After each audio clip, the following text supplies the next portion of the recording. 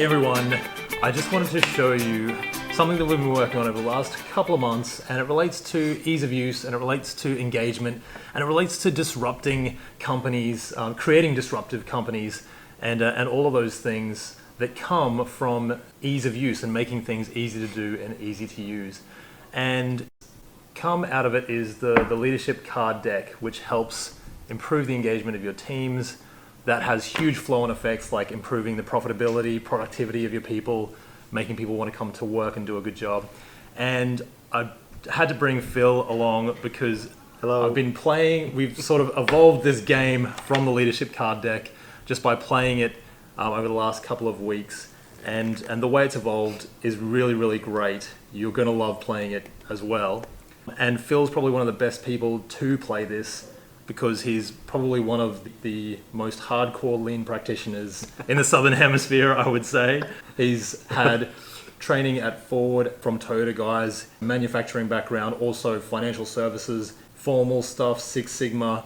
And not only that, Phil does that as a day job and then teaches lean on the weekends as well. So he can't get enough of it. I am so passionate, David.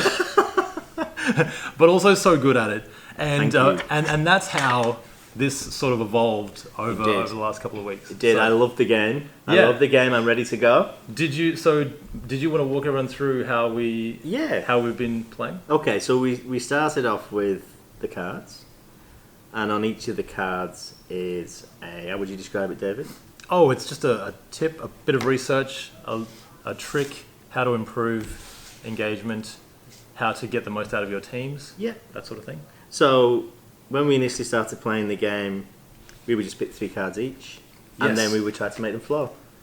That's right. Kind of. So, but the game's evolved, where we originally thought it would always start off with the root cause and end up with a solution. But sometimes that's not always the case. Anyway, we'll demonstrate to you how this works. Let's do it. And that's why playing with Phil in this manner is such a pleasure, because he totally gets it, and he gets that improving things just makes the way for making happier staff as well. So that's really one of the greatest treasures that you'll get out of this, I think. Okay. So you said three cards.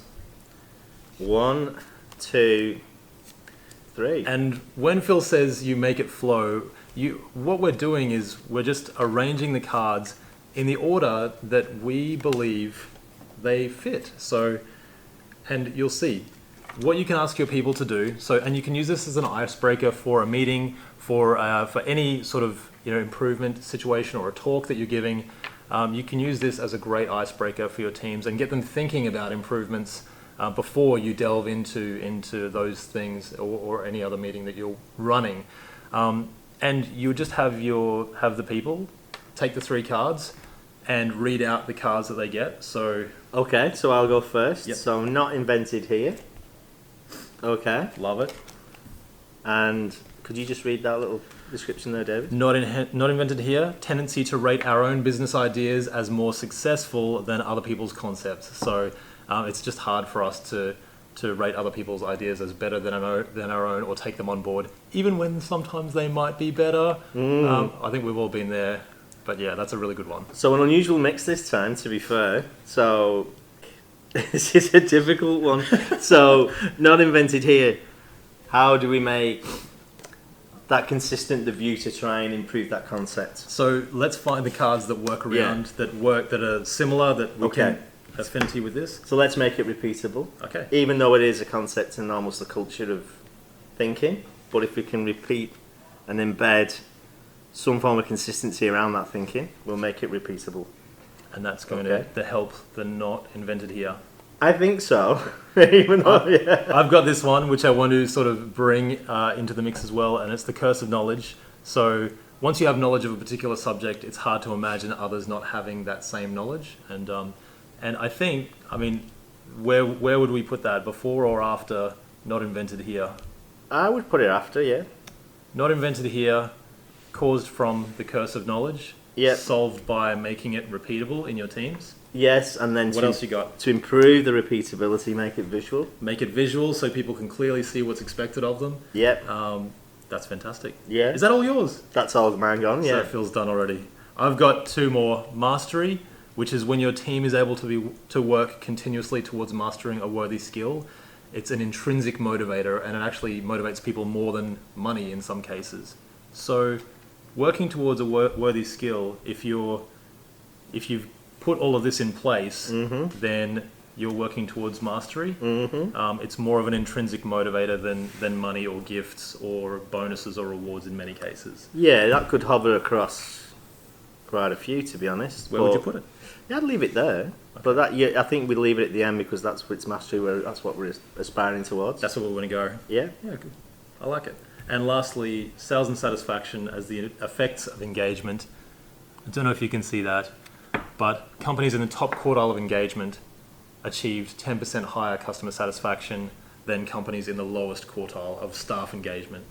Which links into mastery because you've got autonomy and intrinsically motivated teams. So your teammates are more engaged, they're happy to come to work, they're working on something that's of value to them, and now all of a sudden that impacts the sales and satisfaction of the company as well. Yeah. So, you've got you started off with Not Invented Here, which is a sort of a culture. A culture waste in a way. Yeah. You've then you've got the curse of knowledge as well, which, how would you interpret curse of knowledge following that one? In that people find it hard to see the value in other people's ideas above their own. So the view together. So make it repeatable then.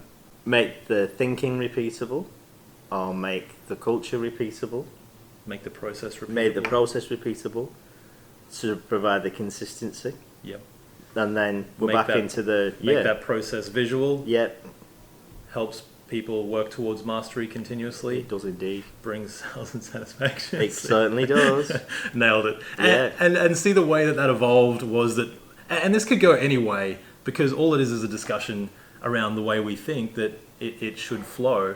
And sometimes people play it differently. They do, but I think that if you look at the real sort of standout aspects of this is make it repeatable, make it visible, and then master it.